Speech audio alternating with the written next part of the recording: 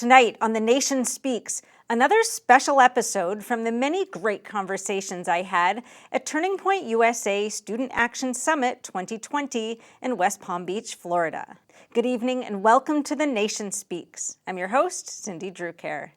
We had the pleasure at Turning Point of speaking to Richard Baris from Big Data Poll. He's been on the show several times before, and this time we talked about polling numbers in Georgia and how confident Americans in different parts of the United States are feeling in the election process.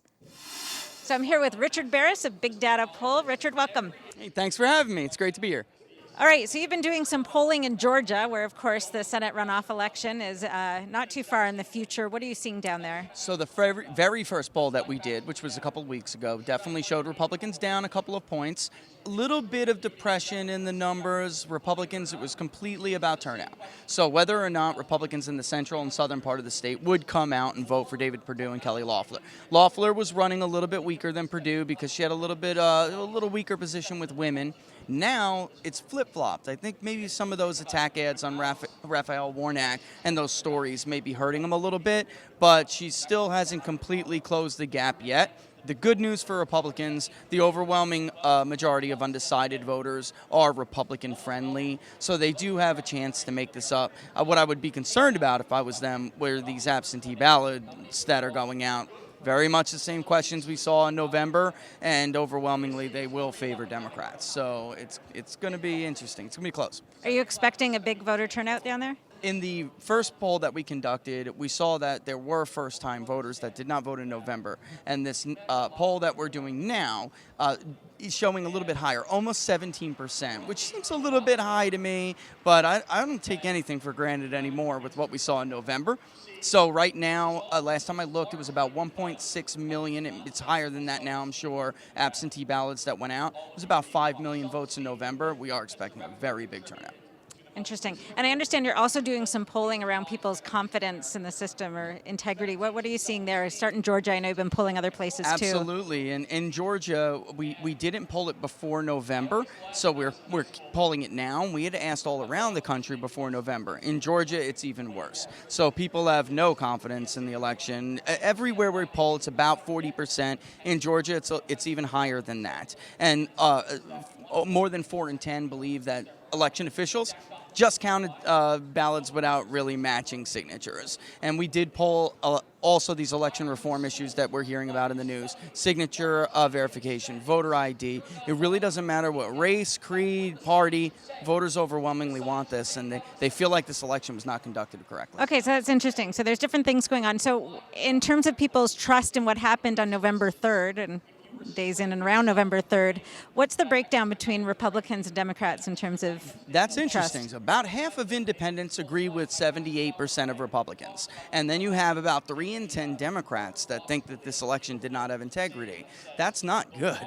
I mean, it really, you would expect single digits maybe in an election that was conducted fairly. And we asked about this 4 years ago. I was just going to ask that, okay. And generally people thought the election was fair. And that was before the Russia collusion. And that did not pick up the steam that we're seeing now. So we're in a unique, I would call it unprecedented spot, and a dangerous one, where you really cannot conduct elections where voters don't believe the results. Mm-hmm. And what do you? Right. Exactly. What are you seeing in other states in terms of the trust in the election? If you take a state like Florida or Arizona, where they have conducted votes by mail for many, many years, you would expect most of the people to tell you that they have confidence in the ability of election officials to conduct these elections, but that is not the case. In Florida, roughly the same, about 42%.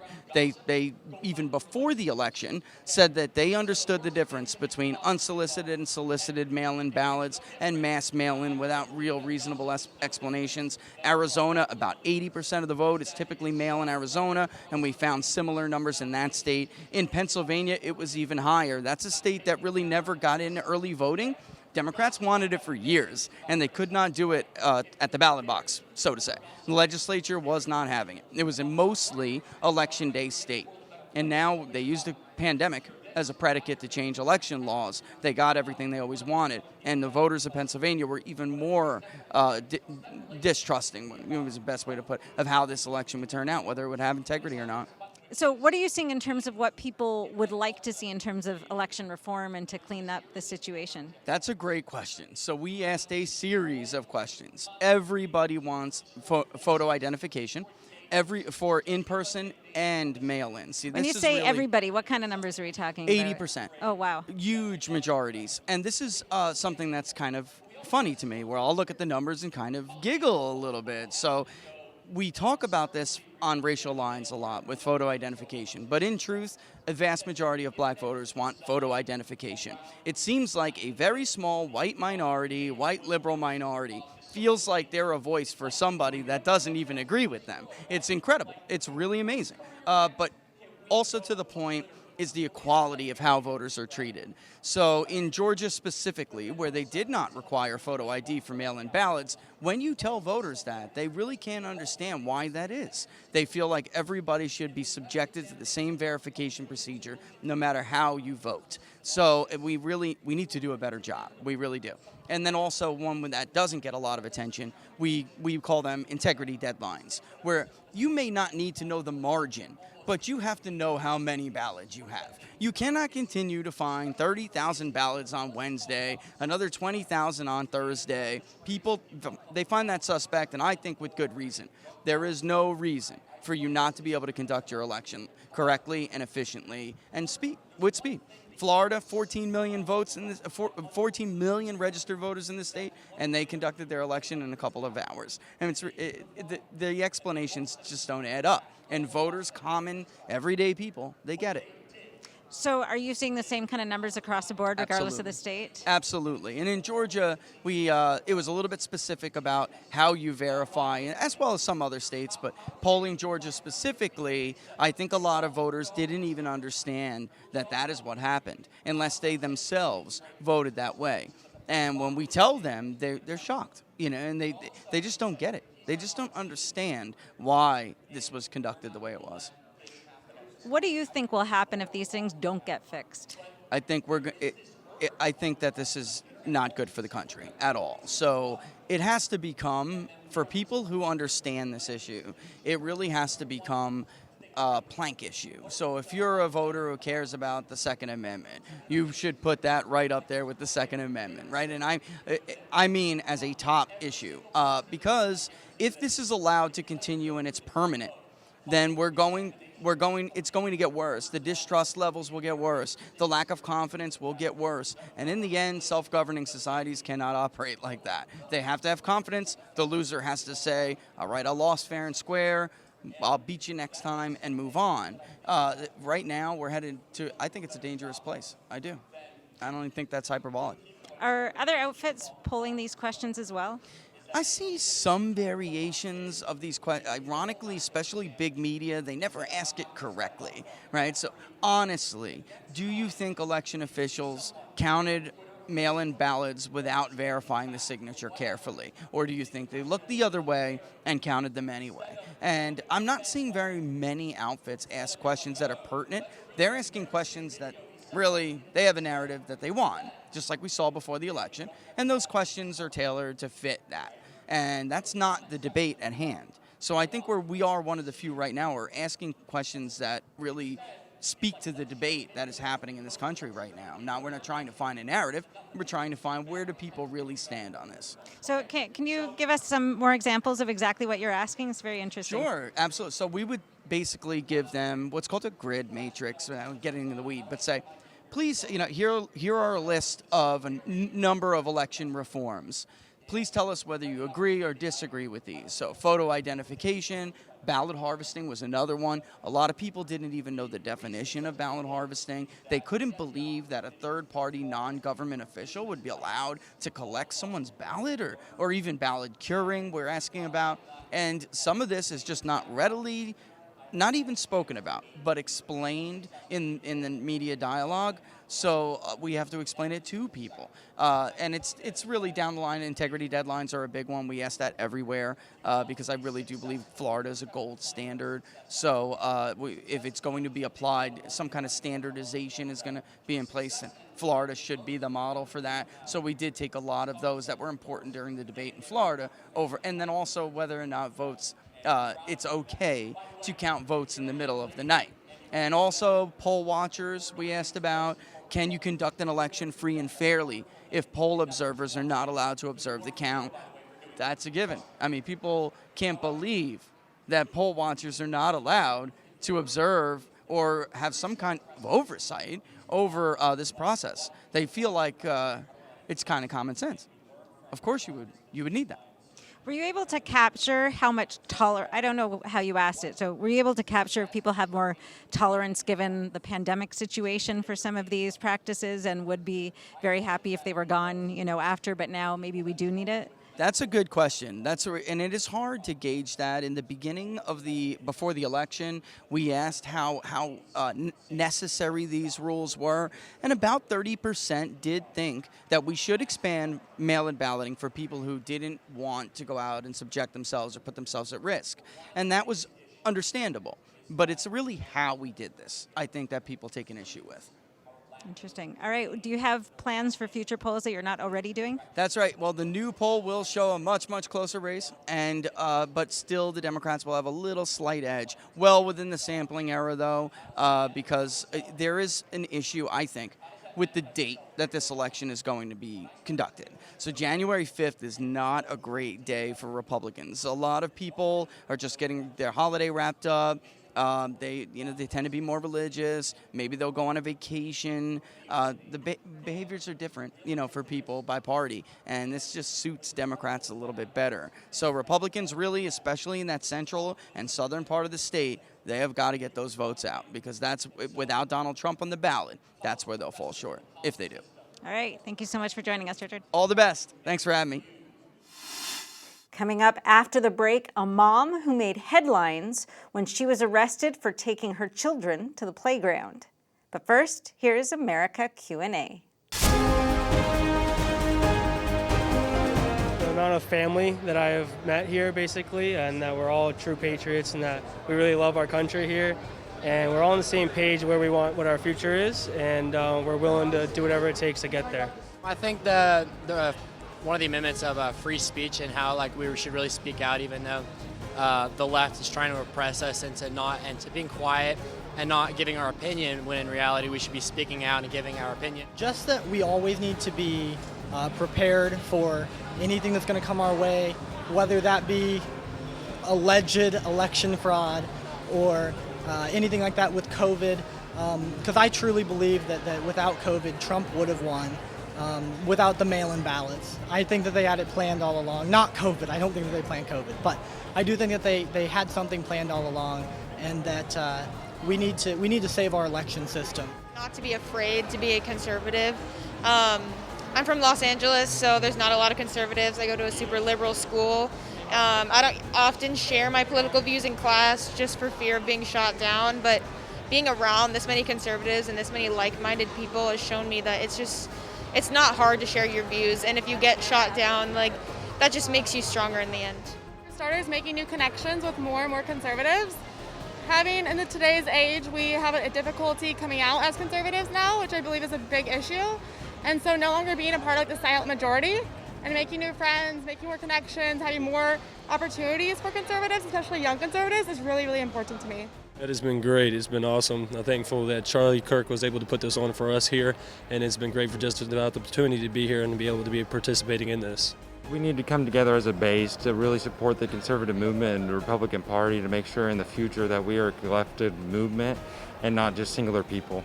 The feeling of love that you have within this movement of conservatives, young conservatives, that are really going to pave the way for this generation, really, and that are trying to save America.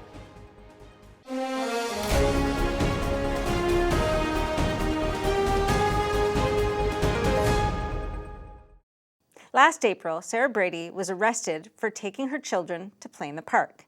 I spoke with Sara and her husband Tim about the incident 8 months ago and what's happened since.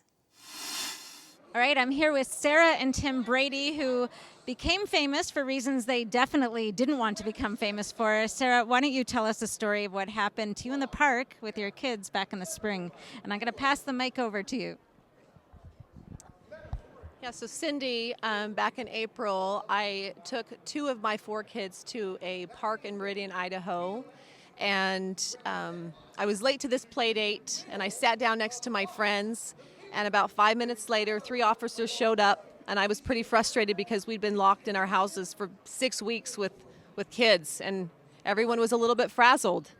And I asked some friends to keep an eye on my kids while I got up to find out why the park was closed, when we could sit at picnic tables and congregate in the grass and play basketball. So it just seemed really arbitrary. So I got up to ask the officer some questions, and we started having a discussion about, what about our right to peaceably assemble, and why can we go to Lowe's and Walmart? Why is that open? But the playground that we pay taxes on, why can't we be here with our kids? We want this playground to be open. And there was a lot of frustrated moms there, and we were all standing on the wood chips next to the playground, which I didn't think was a problem because the playground equipment was what was wrapped off with caution tape, crime scene tape. And so at one point, this officer points just to me, he singles me out and says to me, "I'm giving you 5 seconds." And I just, in this moment, was just like, I'm taking my kids to a playground. I'm not handing out roofies. And so I just looked at him and I said, "Fine, arrest me for being in a park, do it." And I turned around. I was just like, "Hey, I'm give up, go ahead." And he cuffed me and took me to his car. And despite the fact that they let out over 400 inmates at our Ada County jail, they still booked me into jail. I was charged with a trespassing charge, which carries up to 6 months in jail and up to a $1,000 fine. So what's the situation now with the legal case? Yeah, so the state of Idaho took over my case, and they're prosecuting it now. And I did have a jury trial set at the end of February, but just recently our Idaho Supreme Court came out and said that all jury trials are indefinitely suspended, so I have no right to a speedy trial. And it just hangs over my head, basically. I'm just waiting for it to be finished. But I have no idea when that's going to be now. So, and it'll be a year in April. It's remarkable. So, Tim, you're actually a police officer, so I'd like to hear what your reaction is to this. My reaction to this whole deal, it was very surreal for me when it first happened. It honestly took me several days and weeks for me to wrap my head around this. And as time has continued on, to be honest with you, it's difficult as a police officer, as long as I have been an officer, and the accomplishments that I've had in my career of putting bad guys in jail that really need to be there, and being in situations of keeping the peace and actually helping people that need to be helped, feels like it's been completely diluted, and that, officers across the nation are now, our role isn't what it used to be, or it seems to be, and it's a situation that to me is just incredibly disappointing, because it's not what anybody that I work with or myself signed up to do, to be involved in politics and to be used as a political tool. I'd like to hear more about that in a minute, but first, I'm wondering what the reaction is of your kids. I mean, at the time when it happened and now that it's been dragging on so long, and especially with a father who's a police officer. Sure.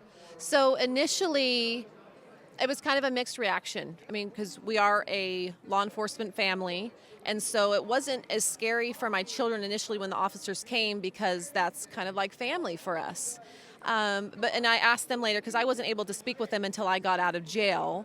And I spoke with them later, asking them how they felt, and they said... Can I just quickly ask, how long were you in jail? It was probably a couple hours. And yeah, they had put me there alone because they had done like a COVID testing. And I'd been put in the back of this hot car, and they claimed that I had a fever. Even though I didn't have a fever, I was really stressed out that I'd just been arrested, and was actually a little bit worried about what the husband would say, right?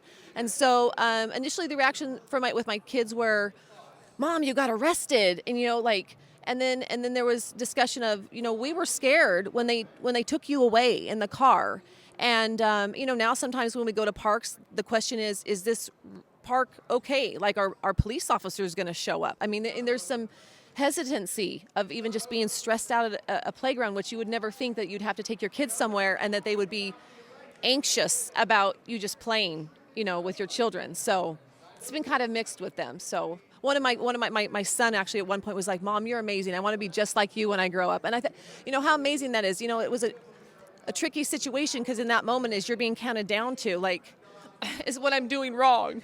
And I just knew taking my kids to the park, it wasn't wrong. And so I had to, in that moment, stand and draw my line, in the wood chips and say, I'm doing nothing wrong. You can take me to jail for doing nothing wrong. So, And Tim, how has this been on the family and kids? It seems it's obviously quite an ordeal and one you didn't ask for. It's been stressful. I'm going to be honest with you. It's really, for me, put into perspective of the authority that we give certain people in our society in America, and how important that responsibility is. Because while I speak for myself that I would arrest somebody or take enforcement action upon somebody, and that's another day for me, and I go home to my family at the end of the night, how much it really affects people later on down the road, and that it's a very powerful responsibility. And you get that up front a little bit, but this experience has really put that into perspective for me. How much we entrust certain people in our society to make the right decisions, and to be somebody that's going to uphold what they said they were going to do and do it for the right reasons. Tim, I'll end with you. Can you just let us know what's the mood on the force right now, and maybe how it might have been transformed over the last, 8 or 10 months? I can't speak for everybody. I can speak for myself, those that I associate with. That, again, I just kind of go back to this isn't what we signed up for.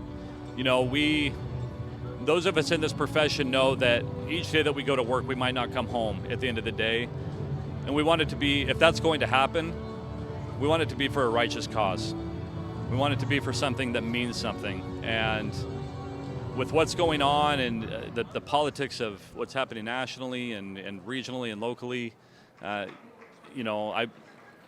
honestly to say, morale is not very good, to be honest with you, because this isn't what we signed up to do. And we didn't sign up to go scare people into wearing masks or to make sure that they're standing 6 feet apart. I walk into a store on duty now and I see people, hurriedly putting on masks, like I'm going to come in and have some sort of enforcement action upon them or something like that. I very much, and those that I work with are very much about people's rights, and we're very respectful of those. And I'm fortunate enough to work in a place overall where, as an agency, we do respect that, and not everybody in our community seems to understand that. And so, the more pressure that we have, and the slimmer the needle we have to thread, it takes its toll on guys, and it's one of those situations where we never thought this was going to happen. And so you have guys wondering if they're going to make it to retirement, considering other employment.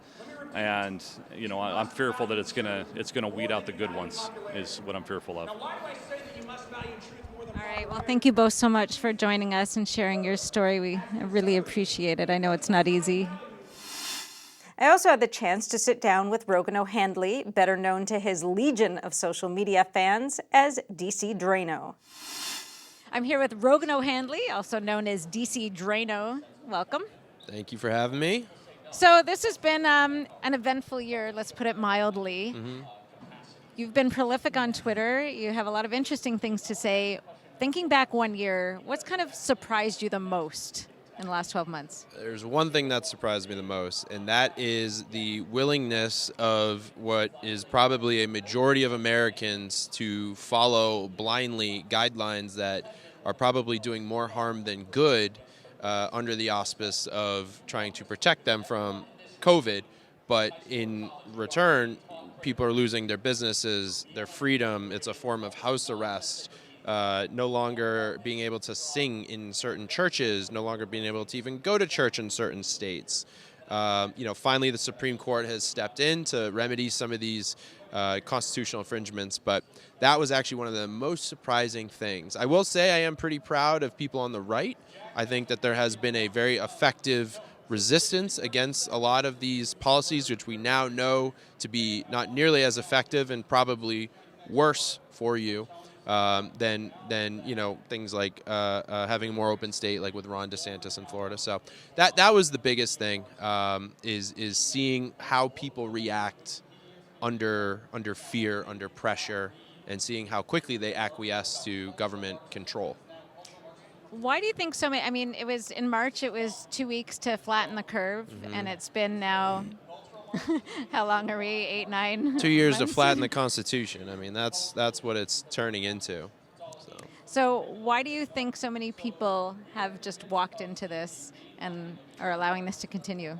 The media is a very powerful weapon, and thankfully for organizations like yours, you actually put out real objective journalism and you let people make decisions for themselves. But the biggest media voices, the big players that everyone knows, they unify on a message, and that message is fear. And when you look at, say CNN, for example, it always has, the COVID cases and death counts, but they never talk to you about the age of the people dying. And it's, I believe, usually higher than the average lifespan of Americans. They don't talk about the people that recover.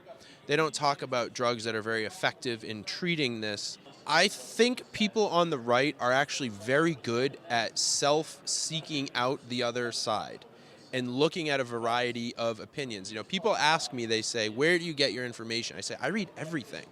I read Fox News, I read Drudge Report, I read Breitbart, I read Epoch Times, I read Gateway Pundit, but I also read CNN, Huffington Post, MSNBC, Young Turks here and there.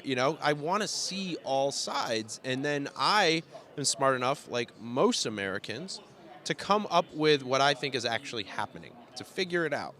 And that's why Americans, especially conservative Americans, when they see, NFL players kneeling, when they hear, states being called on certain news organizations when it should not be called that early, they know very quickly that there's a very strong bias not in their favor.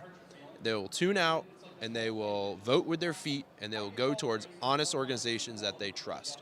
So as much as there can be this echo chamber effect where some people are caught in a loop of the same types of information all the time, most people, especially on the right, I do believe, do seek out the other side and other viewpoints. Are you keeping an eye on Georgia for the Senate runoff elections? What do you think that's looking like? Well, the polls actually look pretty good for Republicans, which is very good to see. I was honestly not expecting that. I think there's justifiably a lot of doubt in Georgia voter minds as to whether or not it's even worth voting. So the polls are strong. I think it's, to Georgia voters watching this, I think it will be one of the safest elections in the past, in this election season, because, with the national election, it was spread out across the country. Now we have one state. Everyone's laser focused on making sure there's no funny business. And hopefully we get some movement with these signature audits. And I think if there is some type of flip or reversal, it will embolden GOP voters to flood the zone and say, all right, we're back, we got this, and it'll be a cakewalk. But overall, I do think the GOP is still looking very strong. All right. Thank you so much for joining us. Thank you for having me on. That's all for tonight's show. Thank you so much for watching The Nation Speaks. Join us again tomorrow night at 7:30 p.m. Eastern. And from all of us here, good night.